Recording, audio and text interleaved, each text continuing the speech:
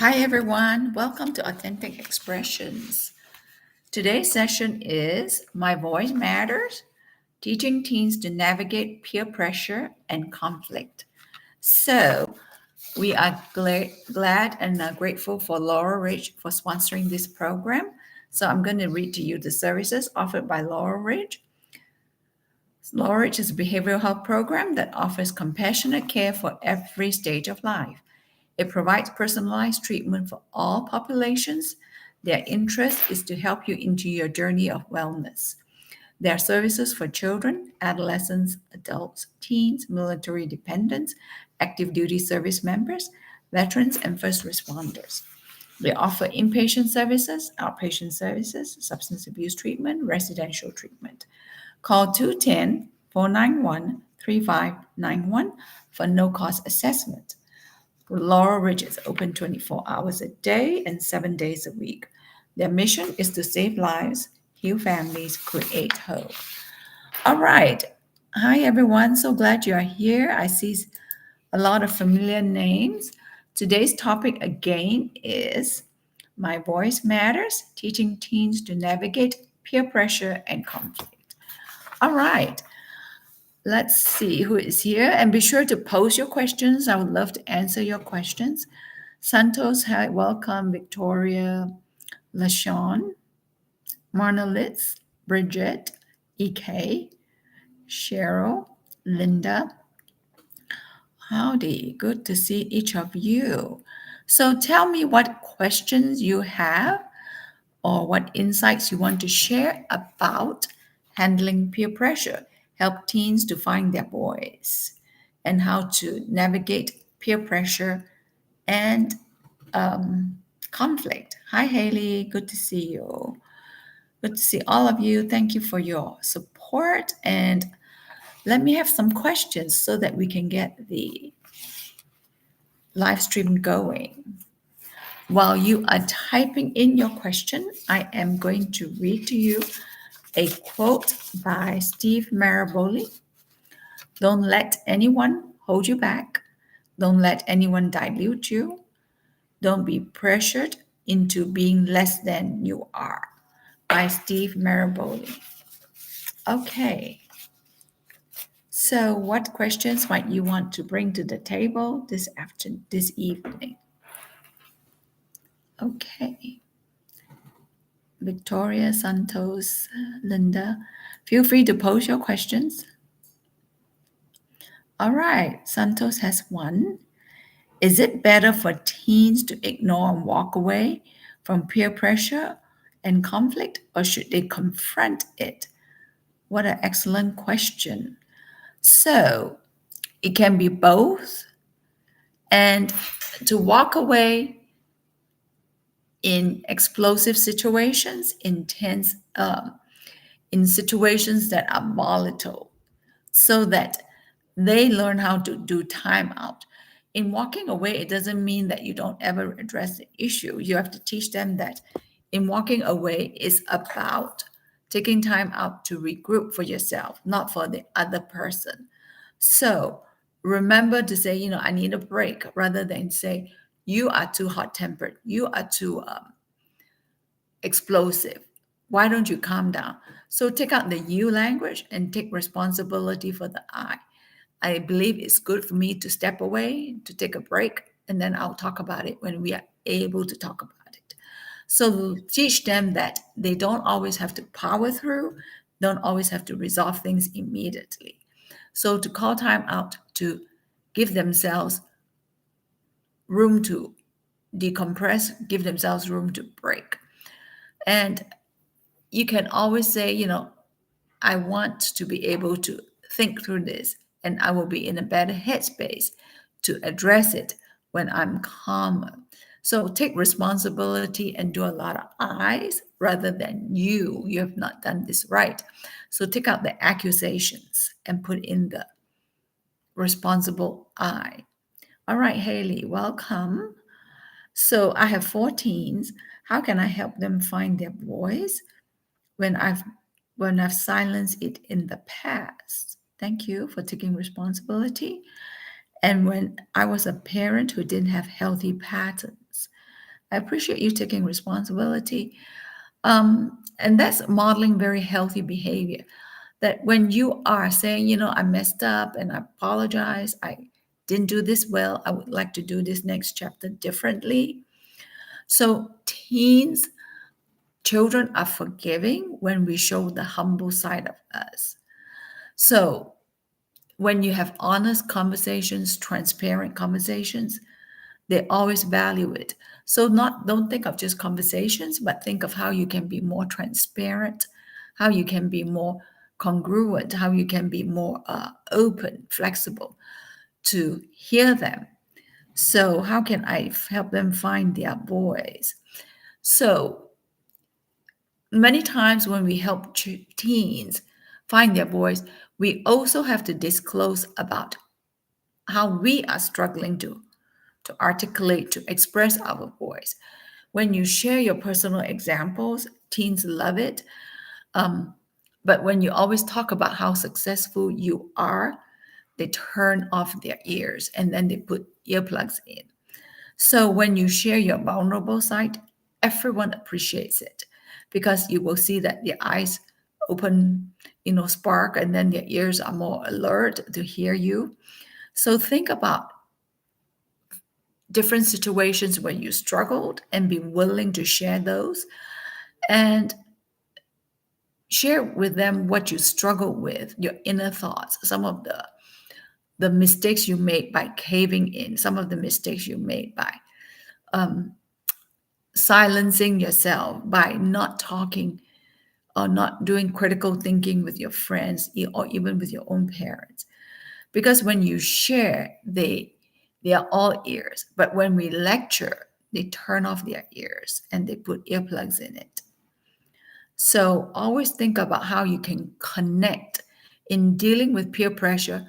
Take out the advising, learn to put in the connection. The more you connect by listening to them, listen to understand, then they are more willing to trust you and open up more. All right, LaShawn has a question. How can teens that have no support system handle peer pressure? That's an excellent question because there's so many teens that struggle with no support system.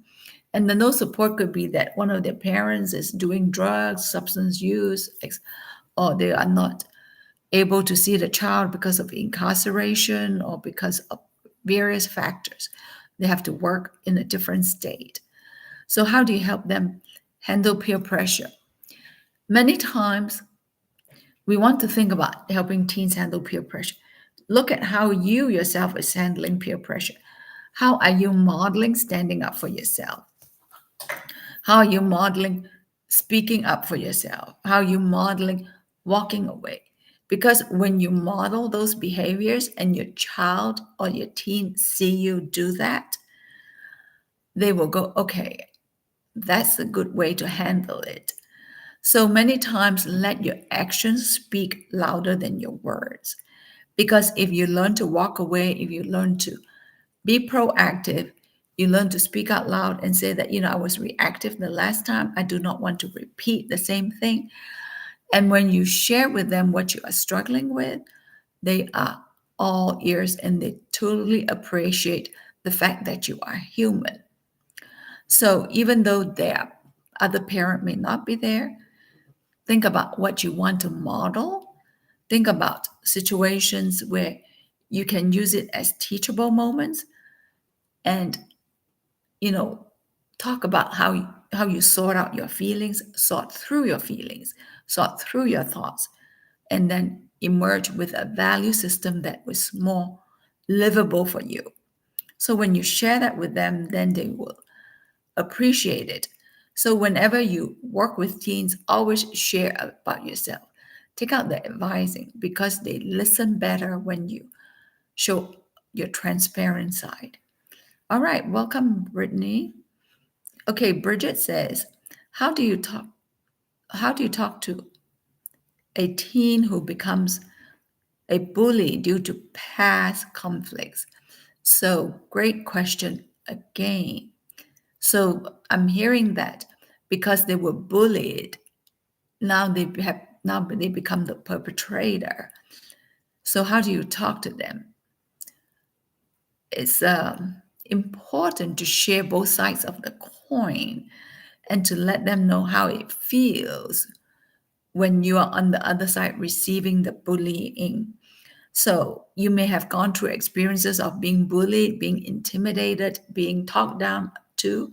So share those, share your struggles with that, how you frequently cave in to um, gain acceptance, to gain approval, and how it squashes your self-esteem.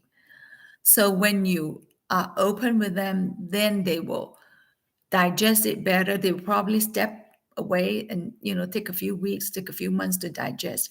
Many times when you have conversations with the teens, their results may not be immediate. It may take 6 months for them to digest that information. So don't be discouraged. Many times, we may learn something, we may observe something, and then we go, a year later, we go, okay, that information was helpful. So this is the time to use it. So don't be discouraged when they don't embrace it immediately, because that nugget is kind of seeping it into their headspace. And at some point, they will be able to use it. So don't just share nuggets, share actions, how you handle situations. Okay, Brittany has a question. What should I do when my daughter's peer group is the source of ongoing conflict or unhealthy pressure, but she's afraid to leave it? Yes, that is so common for teens, preteens, when they want to stay in the in group, even when they know it's not healthy. So, in those situations, it's important to listen to understand rather than listen to condemn. Many times, teens want to stay in a certain group because they go, if I don't stay here, then I will be ostracized, I will be bullied. I want to hang out with the people who are popular. I want to hang out with people who are um, like who have friends, so they want to gravitate towards those people.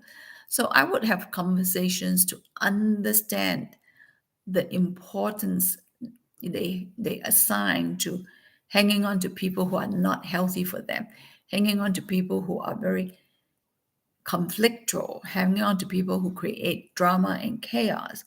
So I want to help them understand it. I want them to I want to give them opportunities to talk about it, to talk through it, so that in talking they will sort out their feelings and their struggles. So be less quick to condemn, to criticize, but be quick to understand, to probe, to engage with in conversations with curiosity. You said this last week. How is it sitting with you today? So, you mentioned about, how you were unhappy and displeased with such and such. So, what are your thoughts today? The same thing happened again yesterday. Tell me more about how your thoughts are similar or different. So, whenever you converse with them, think about different questions you want to ask that is open ended, that is probing, that allows them to sort out their own thoughts. Because many times their thoughts are entangled and unclear, but in talking, they may be able to sort it out. And then you almost have to play a counselor role in that. So you like it this way, so you prefer it this way, so you're trying to do it this way. So the simple reflections may help them go, yeah, this exactly. So many times you will try to summarize that point. So you like it when you speak up, you like it when you learn to walk away, you like it when you talk calmly. So then it puts seeds in their head that in 10 situations they want to walk away. So a little bit of summarization to focus on what works will help them apply more of the same healthy behaviors. Okay, EK, your question is, how do you listen to your elder children's voice when you believe it leads to that destructive behavior? That's an excellent question. Yes, as parent, it's very hard to see them do destructive behaviors, destructive thoughts. So it hurts, and I believe that you cringe when you see them talk about those things. So how do you listen to them when you hear them talk about it? So again, I would encourage you to use curiosity, use inquisitiveness to open up that dialogue. Again, if we jump in too quick and then we condemn them or complain about what they do, they will learn to shut off the parents. Then they will hide, go underground. So in such situations, I would always think of questions that I would pose to them. You made this decision last time, 6 months ago, a year ago, and it didn't go so well. What did you learn from that situation that might help you do it differently? So try to engage with neutral, non-judgmental questions. Hopefully they will hear you. So when this happened, you made this hurried, impulsive decision. Where are you with it? And sometimes don't wait for the crisis to occur. Create moments where you can dialogue with your teen. Like when you're driving and there's no eye contact, that's the best time to talk. Because when people look in your eyes and they go, "Oh, you're looking into the depths of my soul." So they tend to be more cautious. So going for walks together is a good way to talk about how to handle different situations. So whenever you find that you have opportunities to talk to your adult children or to your teen children or even to your younger children, create moments where you can walk together, where you can unravel. Walking is a great way to unravel. So, and then in those moments, you know, share about your struggles and also use that opportunity to think about what you want to ask them and ask them in non-neutral ways, in neutral ways rather than critical ways, because their radar is out. Whenever they hear criticism, judgment, they shut down immediately. So as a parent, I would look for ways to create connection. If you find that they are talking about certain things more than 2 3 times, that means it's burping in their headspace. So then I would go, you brought this up about how you have been treated unfairly in such situations. How is that sitting with you now? Where are you? What are your thoughts about that situation? So learn to ask those questions and see where they are in their responses.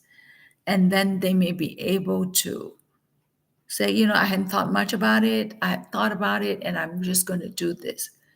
And then you do the what else. So you're going to do this. Is there anything else that you think might be helpful for you to start to stand up for yourself? Anything else? So when you do the anything else probe, then it helps them go, okay, I can do this, this, and this. So it's a way of helping them build options. Many times, teens and children, they don't know how to solve problems, conflict, because they don't have options. So as parents, continuously use the what else. So you did this last time, you did it so else.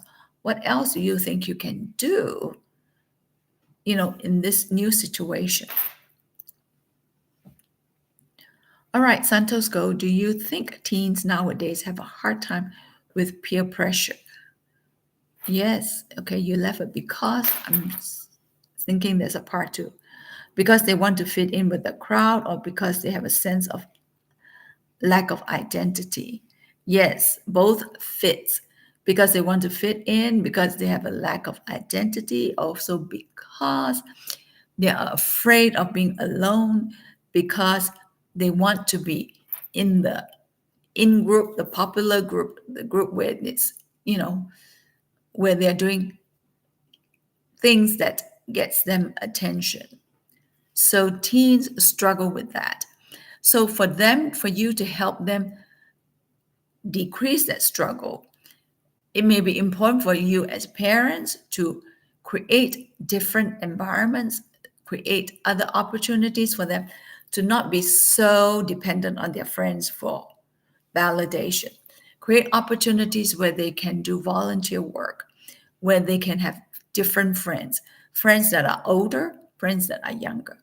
So, in every stage of life, we need three groups of friendship: friends that are older than us that can mentor us, friends that are our same age group that we can compete and do a little bit of, challenging growth, and friends that are younger than us that we can mentor. So, create an environment where they have different opportunities with different age groups, because that will help challenge them to do things differently, so that when this bucket is not working well, then there's another bucket that's going well. So create opportunities for them to hang out with you and your friends occasionally, because then they will go, wow, I'm accepted by my parents friends. So help can help them engage in conversations. So create opportunities where other adults can come into your house, and there's more dialogue, so that they hear what adults are talking about, and they're not closed into their little circle. All right, Haley goes, okay, that's great advice. As I've grown, I have practiced helping my teens value themselves and their perspectives. Awesome. I'm glad you are doing well with that. Sounds like you're doing a good job nurturing those perspectives. Okay. Yes, it's important to nurture their input, their perspectives, their thoughts, and their struggles. So, whenever you have conversations with teens and you miss the opportunity to say something that, during that last conversation, you can always come back and say, I missed out this point and I forgot to say this. So I want to, share my observations or share what I thought. So you can always come back to that conversation, because then you go, wow, you give it some thought. So that's important. All right. Linda goes, how can a teenager fit in without having to act or dress as others do? Yes, that's a common issue. Yes, they want to act that way, they want to walk that way, they want to, swing and sway like their friends do.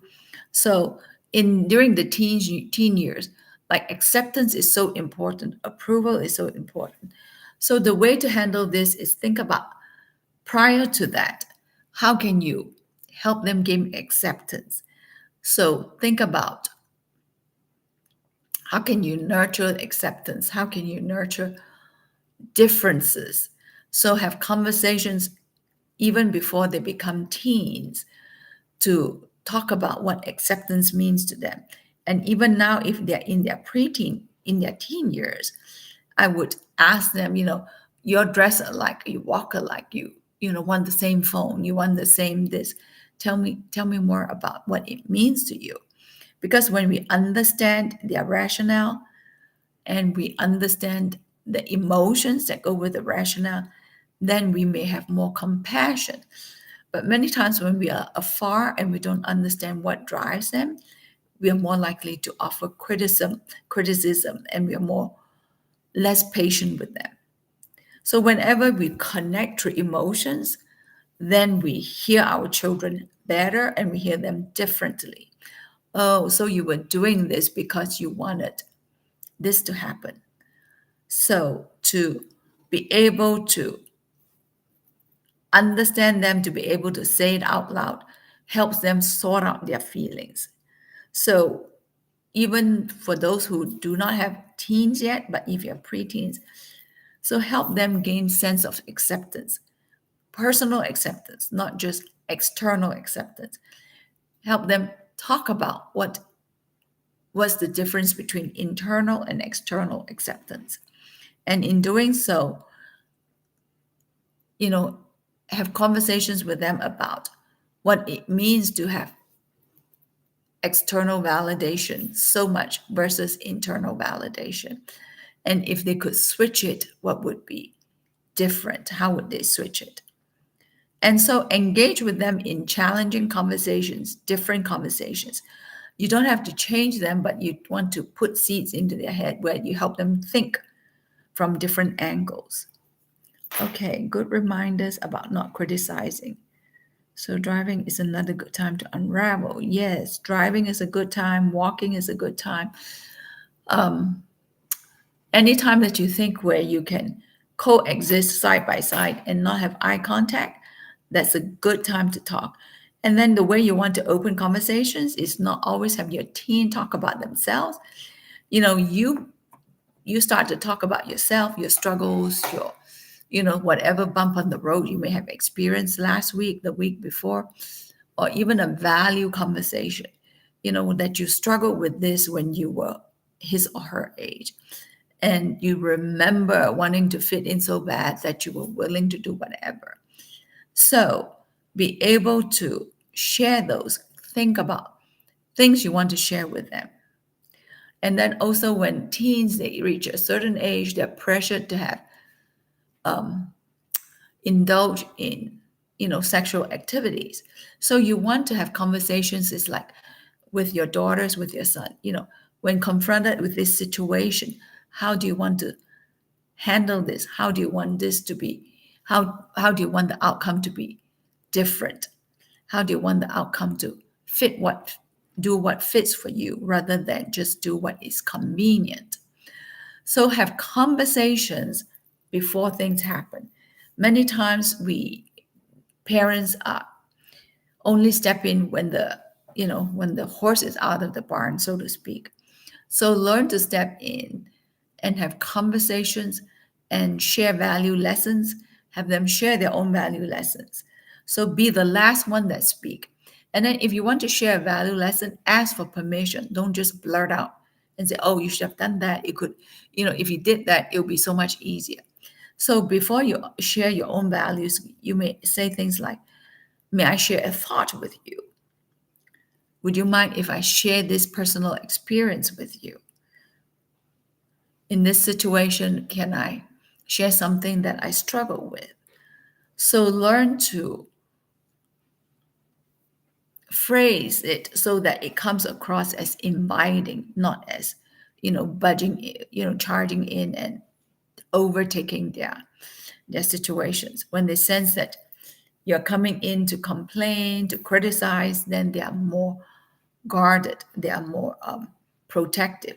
And if you criticize their friends, they will always be protective to um, to protect their friends. Thank you so much for such awesome, awesome questions. So I'm going to read a quote before we close. It's an author unknown. Those who stand for nothing fall for anything. So be sure to help them sort out their values. Okay, Victoria goes, my daughter used to struggle with low self-esteem and peer pressure, always choosing her friends over me. I had to learn to give her space. It was hard, but worth it. Now we have open communication, open relationship. Awesome. Thank you, Victoria, for sharing that thought. Okay, Santos goes, do you think talking to your children during their preteens about peer pressure will give them more tools to successfully navigate through different types of conflict? Yes, yes, yes. It's always to have conversations before, not after or during. So anytime you are proactive and planning and have conversations that are engaging, that is a two-way street, it's a great way to teach value lessons. Thank you so much, everyone, for attending. So next week, our topic is labels don't define me, break free from stereotypes. So be sure to bring your question. So before we close, we want to thank Laurel Ridge for sponsoring this program. And again, Laurel Ridge offers a variety of services for children, adolescents, adults, military dependents, active duty service members, veterans, and first responders. Call 210-491-3591 for no cost assessment. Thank you so much for your awesome questions, for your questions that are thought provoking. So may you enjoy your relationship with your team. Learn to ask curious questions, learn to ask inquisitive questions, learn to ask fun questions, learn to ask questions that help them sort out their feelings and their thoughts. Thank you so much. Have a wonderful evening. See you next week.